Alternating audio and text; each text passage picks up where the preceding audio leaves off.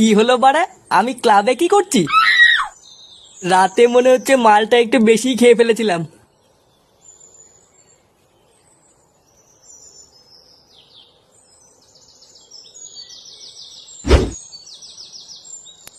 হ্যাঁ গো, তুমি চলে এসছো? হ্যাঁ, লেওড়া এসছি।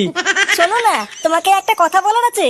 দেখো বাড়া, সকালবেলা করে কিন্তু হানিমুন হানিমুন বলে কিন্তু কানের গান মারবা না।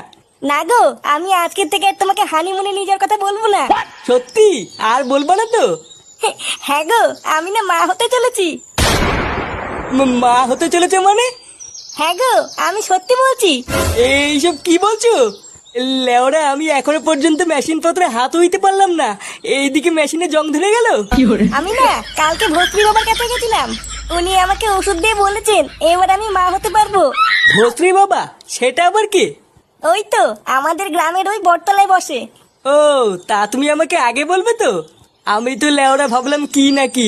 যাই হোক, কই দেখি ভস্রী বাবা তোমাকে কি ওষুধ দিয়েছে। কই হাসছো কেন? দাও ওষুধগুলো।